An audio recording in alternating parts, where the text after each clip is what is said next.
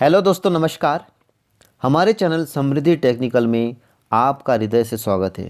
दोस्तों, आज हम मेटल से रिलेटेड इम्पॉर्टेंट क्वेश्चन के बारे में चर्चा करेंगे। ये सभी क्वेश्चन जो है बहुत ही इम्पॉर्टेंट है, इसलिए आप इन सभी क्वेश्चन को अंत तक देखिएगा। परिश्रम ही सफलता की एक कुंजी है। निश्चित तौर पे दोस्तों, तो हम परिश्रम करेंगे और हम सफल होकर रहेंगे। चलिए देखते हैं क्वेश्चन नंबर 1। ध्यान से देखिएगा। निम्न में से किसकी हॉट हार्डनेस 200 डिग्री से 250 डिग्री तक होती है। दोस्तों, यहाँ पे हॉट हार्डनेस का मतलब होता है कि उस टूल के द्वारा कटिंग करें और उसके जो एज है वो ख़राब ना हो। अर्थात आप बोल सकते हैं कि इनमें से वो कौन सा मेटल है जो कि सिर्फ 250 डिग्री टेम्परेचर तक के काम करने के लिए सूटेबल होता है या अच्छा होता है। देखिए, stellite, cemented carbide tool, high carbon steel tool या हाई स्पीड स्टील टूल। तो मैं आपको यहाँ बताना चाहूँगा कि हाई कार्बन स्टील टूल जो है वो कम टेम्परेचर में काम करने के लिए अच्छा होता है। तो यहाँ पे ऑप्शन नंबर सी इसका सही आंसर होगा। और बाकी जो है दोस्तों, वो हेवी या हाई टेम्परेचर में काम करने के लिए अच्छा होता है। चलिए, आप समझ गए होंगे। अब क्वेश्चन नंबर 2 को देखिए।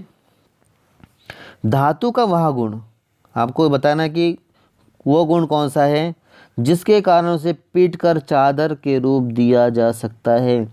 तो दोस्तों, धातु में वो कौन सा गुण है जिसके कारण उसे चादर बना सकते हैं। तो देखिए, चिमड़ापन, टफनेस, ये नहीं होगा। आघात वर्धनीयता, इसका मतलब होता है मेलेबिलिटी। तो दोस्तों, ये इसका सही आंसर है। ठीक है, तो ऑप्शन नंबर 20 का बिल्कुल सही आंसर है। बाकी प्लास्टिसिटी मतलब होता है कि उसे कोई भी आकार दे सकते हैं, और ए और बी दोनों ये तो नहीं होगा, ये खारिज हो जाता है। ठीक है दोस्तों, तो आप ये समझ गए। अब हम क्वेश्चन नंबर 3 को देखते हैं।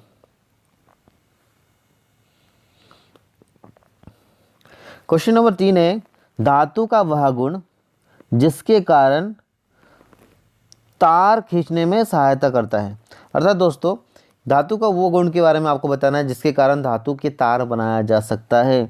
तो यहाँ पर आपको बहुत आसानी से ये आंसर मिल सकता है। देखिए, इलास्टिसिटी मतलब होता है कि धातु को एक बार खींचे दोबारा अपने पूरा पुनः अवस्था में आ जाए, तो इलास्टिसिटी बोलते हैं उसको। ठीक है, प्लास्टिसिटी मतलब उसे किसी भी आकार दे दे और वो आप दोबारा से आकार में ना आए। चिमड़ापन मतलब होता है टफनेस, और तन्यता मतलब होता है ये वही गुण है जिसको हम खींच कर तार बना सकते हैं। तो ऑप्शन नंबर डी इसका बिल्कुल सही आंसर है। ठीक है दोस्तों, अब हम क्वेश्चन नंबर 4 को देखेंगे। यदि आपको किसी भी जगह डाउट लगे दोस्तों, तो आप मुझे कमेंट ज़रूर करना। अगला क्वेश्चन देखिए, 4 नंबर, सर्वाधिक भारी धातु के रूप में जाना जाता है। तो यहाँ आपको ध्यान देना है। मैं आपको जो चीज़ बताऊँगा आप बिल्कुल ध्यान दीजिएगा।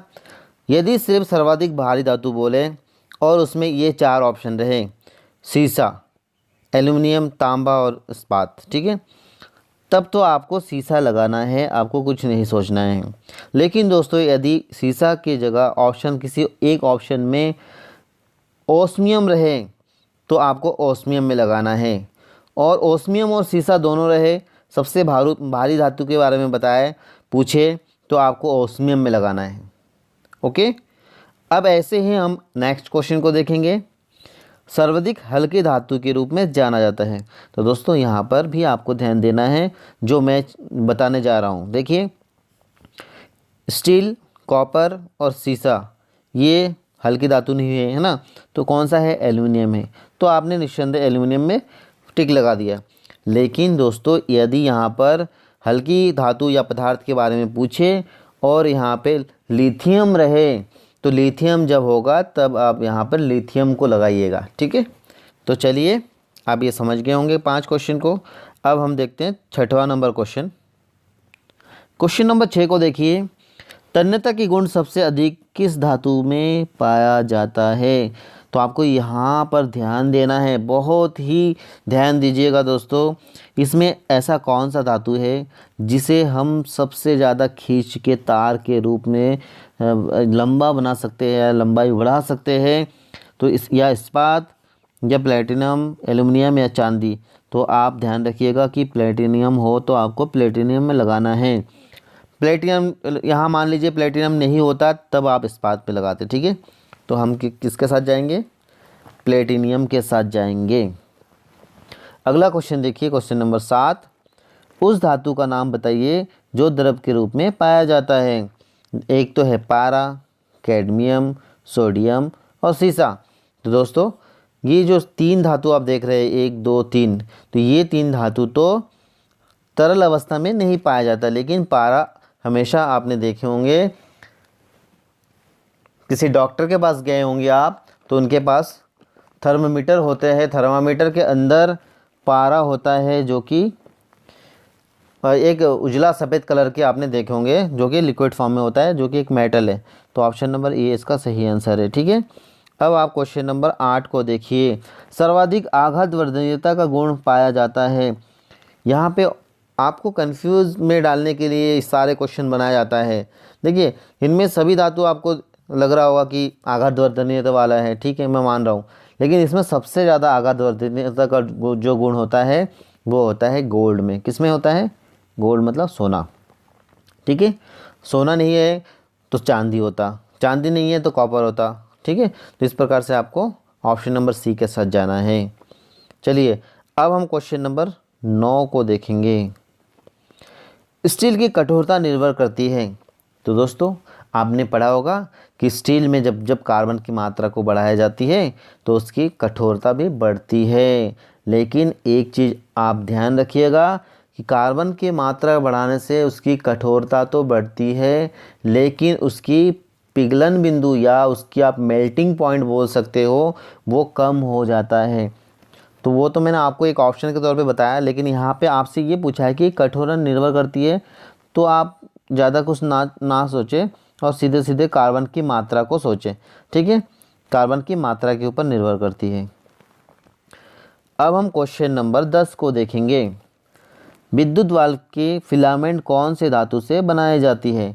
आपने विद्युत वाल्व देखे होंगे, इस टाइप से विद्युत वाल्व होते हैं और उसके अंदर इस टाइप से 2 तारे होते हैं, इस प्रकार से इसमें स्प्रिंग होते हैं। जो स्प्रिंग है दोस्तों इसी को फिलामेंट के नाम से जाना जाता है। तो ये फिलामेंट जो है यहाँ पे आपको पता है कि बहुत टेम्परेचर होता है। ये उस वाल्व के बारे में बात कर रहे हैं जो पुराने समय में लोगों के घर में होते थे, 10 रुपये वाले वाल्व है ना, बजाज के आते हैं बहुत सारे कंपनी के। तो उस वाल्व के बारे में पूछा जा रहा है कि इसके एलिमेंट जो है वो कौन से धातु का होता है, तो वो होता है टंगस्टन। टंगस्टन जो है वो 3380 डिग्री टेम्परेचर तक के ताप को सह सकती है, इसीलिए सबसे ज़्यादा इसी का बनाया जाता है, टंगस्टन का। ओके दोस्तों, इसे आप ध्यान रखिएगा। क्वेश्चन नंबर 11 को देखिए। पिटवा लोहा का मुख्य यांत्रिक गुण कौन सा है? दोस्तों यहाँ आपको ध्यान देना है, किसके बारे में पूछा है? पिटवा लोहा। पिटवा लोहा मतलब क्या होता है? Wrought iron. तो रॉट आयरन का जो मुख्य यांत्रिक गुण होता है वो क्या है, ये आपसे पूछा गया है। और दोस्तों ये क्वेश्चन बहुत इंपॉर्टेंट है, मैंने कई बार बहुत सारे एग्ज़ाम में देखा है इस क्वेश्चन को आते हुए। देखिए इलेक्ट्रिसिटी का गुण तो नहीं हो सकता क्योंकि इसका स्प्रिंग नहीं बनता, तो ये नहीं होगा। भंगुरता ये भी नहीं होगा क्योंकि ये कास्ट आयरन में होता है। चिमड़ापन ये थोड़ा होता है पिटवा लोहा में, रॉट आयरन में, लेकिन सबसे ज़्यादा जो गुण होता है तन्यता, अर्थात इसकी तार बनाना आसान है। तो ऑप्शन नंबर डी के साथ आप जाइएगा, ठीक है। ऑप्शन नंबर डी तन्यता इसका सही आंसर है। तो चलिए अब हम देखते हैं क्वेश्चन नंबर 12।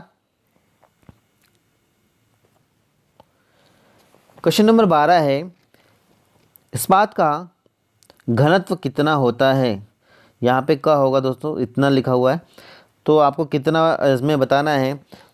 तो इस्पात का जो घनत्व होता है मैं आपको डायरेक्ट आंसर बताता हूँ, 7.85 ग्राम पर सेंटीमीटर क्यूब। यहाँ पे आपको क्यूब लगाना है सभी में, ठीक है। तो यहाँ पर आपको सीधे आंसर में ले चलता हूँ मैं, 7.85 ग्राम पर सेंटीमीटर क्यूब। इसी से दोस्तों यदि आपके पास अपेक्षित घनत्व का लिस्ट है या चार्ट है तो आप इस्पात का वजन भी निकाल सकते हैं। इसके भी एक फार्मूला होता है, इसके बारे में भी हम चर्चा करेंगे, हमारा एक क्लास होगा इसके बारे में भी, तो निश्चित तौर पे आप ये भी जान पाएंगे। तो दोस्तों ये आप ध्यान रखिएगा, और ये भी इम्पॉर्टेंट क्वेश्चन है, ये सभी क्वेश्चन मैंने बहुत इंपॉर्टेंट लिया है, आप ध्यान रखिए। क्वेश्चन नंबर 13 को देखिए। मशीनिंग करते समय किन धातुओं से टूटे फूटे चिप्स निकलता है? आप क्वेश्चन को समझ पाए? मशीनिंग करते समय मान लीजिए आप ड्रिलिंग कर रहे हैं या लेथ मशीन में जॉब बना रहे हैं, तो उसमें से टूटी फूटी चिप्स कब निकलेगी? इस क्वेश्चन का मतलब ये है। तो दोस्तों ध्यान रखिएगा, यदि मेटल भंगुरता वाले गुण हो या भंगूर मेटल हो तो उसमें कभी भी कंटिन्यूअस चिप या लगातार एक जैसे चिप नहीं निकलेगी। आपने कास्ट आयरन में से या कांसा पीतल में से चिप्स को निकलते देखे होंगे, टूटे फूटे निकलते हैं। तो यहाँ पर आप लिखेंगे भंगूर धातुओं में से। ठीक है, ऑप्शन नंबर 20 का सही आंसर है। चलिए अगला क्वेश्चन देखिए, 14 नंबर, क्वेश्चन नंबर 14। तन्यता के गुण वाले धातुओं के कटिंग से पैदा होने वाली चिप्स होती है। तो दोस्तों यहाँ पे आपको ध्यान देना है, तन्यता धातु मतलब जैसे रॉट आयरन हो गया या माइल्ड स्टील हो गया, इसमें से किस प्रकार की चिप्स निकलेगी ये आपको बताना है। तो दोस्तों इस प्रकार के मेटल में से हमेशा ध्यान रखिएगा कंटिन्यूअस चिप निकलती है, अर्थात यदि आप फिट के दर एक जैसे रख दिया, आरपीएम समान रख दिया, तो उसमें से जो चिप्स निकलेंगे वो लगातार स्प्रिंग की भांति निकलते हुए चलेंगे। आपने कई बार लेथ मशीन में देखे होंगे, बड़े बड़े लंबे लंबे चिप्स निकलते हैं, लगातार निकलते हैं। ये टूटते कब है? जब उसमें वज़न ज़्यादा हो जाता है या उसमें फिट को आपने ब्रेक लगा दिया कभी, तो इस प्रकार से वो टूटता नहीं, तो वो कंटिन्यूअस निकलती है।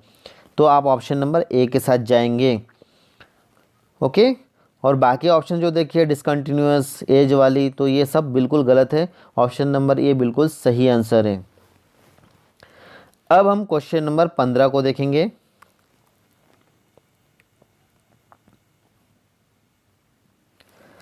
निम्नलिखित में से सबसे अधिक प्रत्यस्तता का गुण किसमें है? दोस्तों इसका मतलब क्या होता है? एलास्टिसिटी। प्रस्तता मतलब होता है एलास्टिसिटी। तो आपको बताना है कि इनमें से जो नीचे 4 ऑप्शन दिया है, इनमें से किसमें प्रस्तता का गुण सबसे अधिक होता है। क्वेश्चन आप समझ पाए होंगे। तो दोस्तों आप ध्यान रखिएगा कि जो सबसे ज़्यादा प्रस्तता के गुण होते हैं वो क्या हीरा में है, कांसा में है या इस्पात में है? तो आप निश्चित तौर पर इस्पात को लगाइएगा। ठीक है, इस्पात को क्यों लगाइएगा? क्योंकि इस्पात जो है उसको आप देखे होंगे स्प्रिंग स्टील का बना होता है। उससे आप किसी एक निश्चित दूरी पर लेके छोड़ देंगे तो वो पुनः अपना पुनरावृत्ति अवस्था में आ जाती है। तो ये आपने देखे होंगे, इसीलिए इस्पात इसका सही आंसर है। और इस्पात जो है वो तरह तरह के हैं, मैग्नीज इस्पात हो सकता है, वो स्प्रिंग इस्पात हो सकता है, स्टील हो सकता है, इसीलिए स्टील इसका सही आंसर होगा। ठीक है दोस्तों, अगला क्वेश्चन देखिए, क्वेश्चन नंबर 16। दोस्तों मैं आपको पुनः एक बार बोल रहा हूँ, यदि आपको किसी भी क्वेश्चन को समझने में दिक्कत हो रही हो तो आप नीचे कमेंट्स बॉक्स में कमेंट करिए कि सर ये वाला क्वेश्चन जो है वो मुझे समझ में नहीं आया। या आप मुझे, मैं एक नंबर लिख रहा हूँ 9424432368। दोस्तों इस नंबर पे आप मुझसे कांटेक्ट कर सकते हैं, व्हाट्सअप कर सकते हैं, या हमारे पेज जो है समृद्धि टेक्निकल नाम से टेलीग्राम में भी आप आपके समस्याओं को बता सकते हैं। तो चलिए दोस्तों अब हम 16 नंबर क्वेश्चन को देखते हैं। निम्नलिखित में से कौन सा धातु आघात वर्धनीय है परंतु तन्य नहीं होती? तो दोस्तों यहाँ आपको बताना है कि आघात वर्धनीय मतलब होता है कि मेलेबिलिटी हो पर उसमें टेंसिटी का गुण नहीं हो, तो वो कौन सा धातु है? तो दोस्तों यहाँ देखिए तांबा, सीसा, चांदी। दोस्तों ये सभी इसी प्रकार के धातु है, लेकिन सबसे ज़्यादा जो है वो है सीसा। सीसा मतलब क्या होता है? लेड जो है उसको आप पीट के पतले शीट बना सकते हो, चादर बना सकते हो, लेकिन उसे खींचना तो बिल्कुल भी पॉसिबल नहीं है। आप उसको खींच ही नहीं सकते, जैसे ही आप खींचेंगे वो टूट जाती है। ठीक है, तो ये आप समझ गए। अब हम क्वेश्चन नंबर 17 को देखेंगे। सबसे महत्वपूर्ण गुण जिसके कारण पदार्थ को सामान्य व्यवहार के लिए हथौड़ा बनाने के लिए, हथौड़ा मतलब होता है हैमर, हथौड़े बनाने के लिए प्रयोग होता है। तो दोस्तों हथौड़ा का क्या गुण होना चाहिए? हथौड़ा का गुण ये होना चाहिए कि चिमड़ापन, मतलब वो झटके को सहे। वो चोट मारती है लेकिन वो खुद को भी झटके लगती है, तो उस झटके को एब्जॉर्ब करने वाले होने चाहिए, सहने वाले होने चाहिए मेटल। तो इलास्टिसिटी का गुण तो नहीं होना चाहिए, कठोरन नहीं, कठोरन इसलिए नहीं क्योंकि कठोर होता है तो उसमें भंगुरता की गुण आती है, इसलिए सिर्फ कठोरता से काम नहीं चलेगी, उसमें चिमड़ापन जो है वो मोस्ट इम्पॉर्टेंट गुण होना चाहिए। तो इसलिए इसका सही आंसर जो होगा वो है चिमड़ापन, और बाकी में अवेलेबिलिटी नहीं होगा। ठीक है, अब जो मैं क्वेश्चन आपको बताने जा रहा हूँ दोस्तों, 18 नंबर क्वेश्चन, ये इम्पॉर्टेंट है। आप सोच रहे होंगे कैसे इम्पॉर्टेंट और इसको कैसे समझा जाए। तो दोस्तों इसमें है ना आपको 4 मेटल के बारे में पूछा गया है जिसकी आपेक्षित घनत्व मतलब होता है डेंसिटी। ठीक है, तो डेंसिटी आपको बताना है, लेकिन इसमें बढ़ते क्रम में बताना है। जैसे हम लोग बढ़ते क्रम में कैसे लिखते हैं, 2 3 4 5, जिसका ज़्यादा होता है उसको हम धीरे धीरे करके आगे बढ़ते हैं, उस प्रकार से। तो यहाँ पे आपको प्लेटिनम, सोना, तांबा और सीसा। तो दोस्तों इस ऑप्शन में आपको बताना है कि इसके बढ़ते क्रम में क्या होगा। तो इसका जो सही आंसर होगा दोस्तों वो होगा 3 4 2 1। तो देखिए 3 में क्या है, 3 में है कॉपर। कॉपर का जो है वो सबसे पहले आएगा। इसके कितने हैं दोस्तों, 8 के आसपास है। उसके बाद आप देखेंगे 4 नंबर तो सीसा। ठीक है, उसके बाद सीसा का उससे अधिक है, उसकी 11 के आसपास है सीसा के। उसके बाद देखेंगे दोस्तों तो फिर नेक्स्ट नंबर आता है गोल्ड। गोल्ड जो है उससे ज़्यादा अपेक्षित घनत्व वाला है, और प्लेटिनम का जो है दोस्तों 21.3 के आसपास है। अर्थात दोस्तों हम देखेंगे तो 3 4 2 1, इसको आप समझ पाए होंगे, निश्चित तौर पर समझे होंगे कि जिसका अपेक्षित घनत्व कम है उसको हम पहले लिखे हैं, और जिसका अपेक्षित घनत्व अधिक है बढ़ते क्रम में उसको हमने बाद में लिखा है। और इस प्रकार से इसका जो सही आंसर है दोस्तों वो ऑप्शन नंबर ये है। ठीक है, ऑप्शन नंबर ए इसका बिल्कुल सही आंसर है। इसको आप बुक से भी देख सकते हैं, और नहीं तो मैं पूरे अपेक्षित घनत्व जितना एग्ज़ाम में आते हैं उन सभी के लिए एक पूरे चार्ट बनाकर हमारे चैनल में मैं डालूँगा, और आप इस पूरे चार्ट को याद कर सकते हैं देखकर। ठीक है, तो दोस्तों अगला क्वेश्चन देखते हैं, 19 नंबर क्वेश्चन।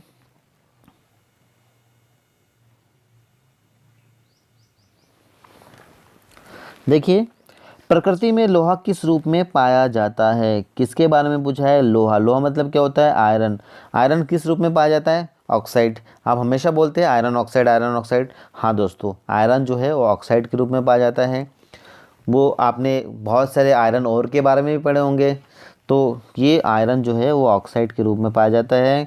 फिर उसे शोधन करके और तरह तरह के फर्नेस में इसको हम फर्नेस में पिघलाकर मेटल बनाते हैं, या पिग आयरन बनाते हैं। तो इसके बारे में आप जानते होंगे, नहीं भी जानते होंगे तो आप हमारे चैनल में बहुत सारे वीडियो को देख भी सकते हैं, देखिएगा ज़रूर।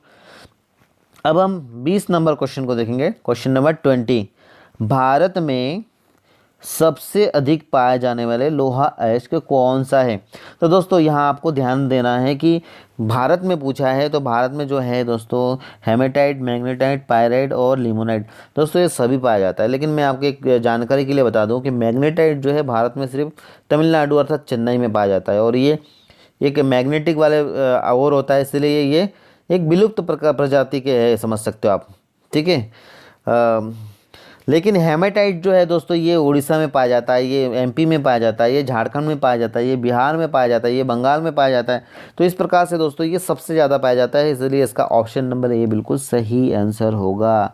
और बाकी पायराइट और लिमोनाइट ये अशुद्ध लोहा होता है, पाया ये झारखंड में जाता है, रांची में भी पाया जाता है, बहुत सारी जगह में पाया जाता है, मगर सबसे ज़्यादा हेमेटाइट। ओके, अब हम क्वेश्चन नंबर 21 देखेंगे। क्वेश्चन नंबर 21 है, रेड हेमेटाइट में लोहा की मात्रा प्रतिशत होती है।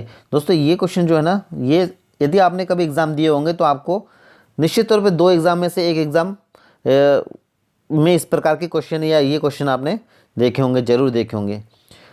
तो दोस्तों रेड हेमेटाइट जो है दोस्तों ये इंपॉर्टेंट हेमेटाइट है, और हेमेटाइट 2 प्रकार के होते हैं, एक ब्राउन और एक रेड होता है। तो इसमें जो रेड हेमेटाइट है वो देखिए उसमें 70% तक के लोहा की प्रतिशत होती है। ठीक है, और मैग्नेटाइट में 72% होता है, और हेमेटाइट में 90 तक के होता है, लेकिन रेड हेमेटाइट की बात करते हैं तो उसमें 70% होता है। ओके, ध्यान रखिएगा। अब हम क्वेश्चन नंबर 22 को देखेंगे। 22 नंबर क्वेश्चन है, माइल्ड स्टील किस प्रकार की भट्टी में तैयार किया जाता है। माइल्ड स्टील मतलब मृदु इस्पात होता है, और इसको किस फर्नेस में तैयार किया जाता है, इसमें आपको ध्यान लगाना है। ध्यान नहीं लगाएंगे तो आप इसमें बिल्कुल भी गलत करके आएंगे। इसमें कौन कौन सा फर्नेस दिया है देखिए, open hearth furnace, blast furnace, puddling furnace. जबकि आपसे पूछा है, जबकि यहाँ क्वेश्चन में पूछा गया है कि माइल्ड स्टील कौन सा किस प्रकार के भट्टी में तैयार करते हैं, तो इसमें ऑप्शन बिल्कुल भी नहीं है, क्योंकि माइल्ड स्टील जो है वो ओपन हार्थ फर्नेस में बनाते हैं।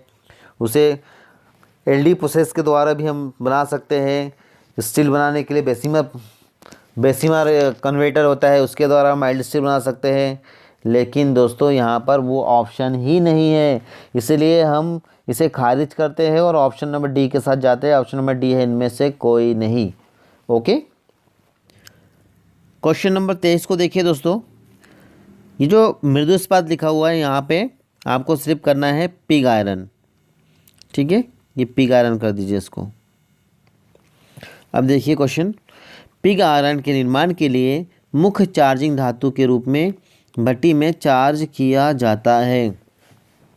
तो दोस्तों जब पिग आयरन बनाया जाता है तो इस प्रकार से एक भट्टी रहता है, आपने देखे होंगे, ये इसके पेंदे रहते हैं नीचे, और इसमें चार्जिंग मटेरियल डाला जाता है। चार्जिंग मटेरियल क्या है, तो उसमें क्या करते हैं, पहले आयरन के ओर डाल देते हैं, उसके बाद फिर लाइम स्टोन डाल देते हैं, उसके बाद फिर कोक डाल देते हैं। ऐसा लेयर बाय लेयर आयरन, उसके बाद लाइम स्टोन, कोक, इस प्रकार से परत दर परत डालते जाते हैं। तो उसमें यही पूछा गया था कि चार्जिंग मटेरियल के रूप में क्या क्या डालते हैं। तो दोस्तों क्या क्या डालते हैं, आयरन और कोक और लाइम स्टोन। ठीक है, या देखिए ये भी डालते हैं कास्ट आयरन, कोक और लाइम स्टोन। तो कास्ट आयरन नहीं डालते हैं, क्या बना रहे हैं, पिग आयरन, तो कास्ट आयरन नहीं डालेंगे। आयरन और कोक और हवा, तो दोस्तों ये भी है लेकिन इसमें पूरा नहीं है। ऑप्शन डी देखिए, आयरन और कोक, लाइम स्टोन और हवा। दोस्तों ये चारों चीज़ को डाला जाता है किसमें, पिग आयरन के लिए ब्लास्ट फर्नेस के अंदर। तो ब्लास्ट फर्नेस में ये सब डाला जाता है, इसलिए ऑप्शन डी इसका सही आंसर है। ठीक है, तो ऑप्शन नंबर डी इसका बिल्कुल सही आंसर है। आप डी नंबर ऑप्शन को लगाइए। अब आप क्वेश्चन नंबर 24 को देखिए। ओपन हार्थ फर्नेस में भट्टी को गर्म किया जाता है। दोस्तों आपने भट्टी के बारे में सुने होंगे, बेसिमर प्रोसेस के बारे में सुने होंगे, आपने ओपन हार्थ फर्नेस के बारे में सुने होंगे, इस प्रकार से ब्लास्ट फर्नेस के बारे में, क्यूफला फर्नेस के बारे में, पुडलिंग फर्नेस के बारे में। तो एक फर्नेस ऐसे भी होता है जो ओपन हार्थ फर्नेस होता है, और उसमें क्या होता है दोस्तों, गर्म हवा और गैस को छोड़ा जाता है। उससे क्या होता है, उसके अंदर की जो अशुद्धियाँ रहती है वो जलकर उसके अशुद्धियों को ख़त्म कर दिया जाता है, और जो धातु बचती है उसे हम एक अच्छी क्वालिटी के माइल्ड स्टील या स्टील बोलते हैं। तो इसमें क्या क्या डालते हैं, गैस व गर्म हवा के द्वारा इसे गर्म किया जाता है। तो ऑप्शन नंबर सी इसका बिल्कुल सही आंसर है। ओपन हार्थ फर्नेस में गर्म करने के लिए गैस तथा हवा का प्रयोग करते हैं। ठीक है दोस्तों, अब आप क्वेश्चन नंबर 25 को देखिए। 25 नंबर क्वेश्चन है, ओपन हार्थ फर्नेस में प्रयोग किए जाने वाले चार्जिंग धातु क्या है। यहाँ पे भी आपको ध्यान देना है। इसमें दोस्तों पिग आयरन और स्टील स्क्रैप का प्रयोग करते हैं। आपने भट्टी देखे होंगे, ओपन हार्थ फर्नेस में इस प्रकार से एक बर्तन होता है जिसको पूरी तरह से कवर कर देते हैं। यहाँ से 2 पाइपलाइन डालते हैं, यहाँ से 2 डालते हैं, इस प्रकार से एक भट्टी होता है। आप इसे किताब में देख सकते हैं। तो दोस्तों इस प्रकार की भट्टी में माइल्ड स्टील तैयार किया जाता है, माइल्ड स्टील को तैयार करते हैं। ठीक है, तो ऑप्शन नंबर ए इसका बिल्कुल सही आंसर है। क्वेश्चन नंबर 26 को देखिए। पिग आयरन में कार्बन की प्रतिशत होती है। तो दोस्तों पिग आयरन क्या है, तो पिग आयरन ब्लास्ट फर्नेस में तैयार की जाती है, और पिग आयरन एक अशुद्ध लोहा होता है जिसमें 4% तक के कार्बन पाया जाता है। 4% तक के कार्बन पाया जाता है। ठीक है दोस्तों, तो ये एक अशुद्ध लोहा होता है और इसमें काफ़ी मात्रा में अशुद्धियाँ पाई जाती है। इसको ब्लास्ट फर्नेस में तैयार किया जाता है। अगला क्वेश्चन देखिए, क्वेश्चन नंबर 27 को देखिए। 27 नंबर, क्यूपुला फर्नेस में तैयार किए जाने वाले धातु का नाम क्या है। तो दोस्तों आपको मैं यहाँ बताना चाहूँगा कि क्यूपुला से ध्यान रखिएगा, यहाँ भी क है और कास्ट आयरन। तो दोस्तों क्यूपोला में कास्ट आयरन को बनाया जाता है। कास्ट आयरन को हिंदी में क्या बोलते हैं? ढलवा लोहा। ढलवा लोहा कौन सा है? ये वाला है। तो ऑप्शन नंबर सी इसका सही आंसर है। क्यूपोला फर्नेस में कास्ट आयरन तैयार किया जाता है। अब आप क्वेश्चन नंबर 28 को देखिए।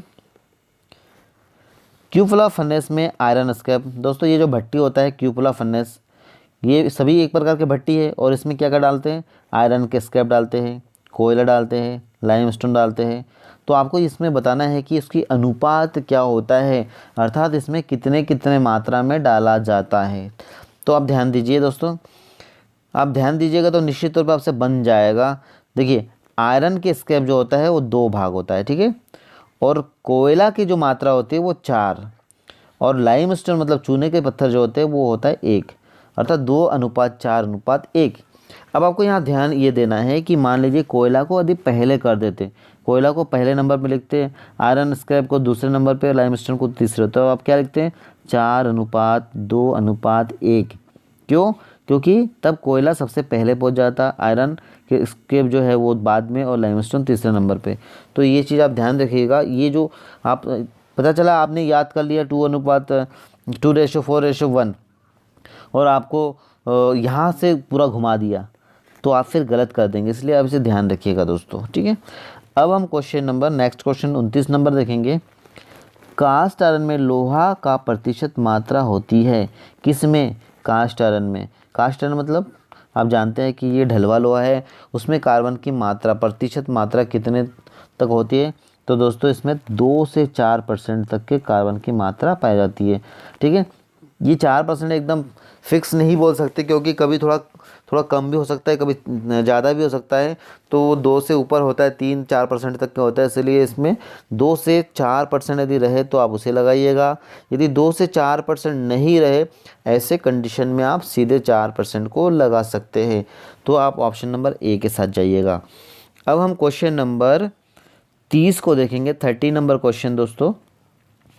कास्ट आयरन में सर्वाधिक कौन से गुण होने के कारण, कास्ट आयरन में मतलब ढलवे लोहे में सर्वाधिक कौन से गुण होने के कारण उसका प्रयोग लेथ मशीन के बेड बनाने के लिए किया जाता है? तो दोस्तों मैं आपको यहाँ बताना चाहूँगा कि जो लेथ मशीन होते हैं उसके बेड जो है वो बहुत स्ट्रॉन्ग होना चाहिए और उसमें कंप्रेसिव स्ट्रेंथ बहुत अच्छा होना चाहिए। क्योंकि कास्ट आयरन जो है उसका कंप्रेसिव स्ट्रेंथ 16,000 LBS है। तो 16,000 LBS मतलब होता है, 1 LBS बराबर से होता है 453 ग्राम, ठीक है। तो आप समझ सकते हैं कि 16,000 LBS ये झटके को सहन कर सकती है। 16,000 LBS 1 स्क्वायर इंच में 16,000 LBS के झटकों को सहन कर सकती है। इसीलिए ये बहुत ही ज़बरदस्त एक कंप्रेसिव स्ट्रेंथ वाला मटेरियल है या धातु है। इसीलिए सभी प्रकार के मशीन या मशीन के बेड को बनाने के लिए ये कास्ट आयरन का प्रयोग किया जाता है, ठीक है। तो इसका बेस्ट जो है वो कंप्रेसिव स्ट्रेंथ का गुण पाया जाता है। तो दोस्तों ये आपने 30 क्वेश्चन देखा। मैं सोच रहा हूँ कि 30 क्वेश्चन के बाद अगला जो क्वेश्चन होगा उसको पार्ट बी में कर दिया जाए, क्योंकि बहुत लंबे वीडियो हो जाते तो फिर थोड़ा मुश्किल होता है, समय की भी कमी होती है, लोग देखना चाहते हैं और देख नहीं पाते। तो इन सब समस्याओं को ध्यान रखते हुए, आप लोगों की समस्या को ध्यान रखते हुए मैंने 30 क्वेश्चन को डाला है। कैसा लगा आपको ये वीडियो मुझे ज़रूर बताइएगा। यदि आपको पसंद आया हो तो लाइक, शेयर और सब्सक्राइब जरूर करिएगा दोस्तों। और आप इस प्रकार से और बहुत सारे क्वेश्चन को देखने के लिए आप हमारे साथ जुड़े रहिए और देखते रहिए Samriddhi technical. Thank you for watching.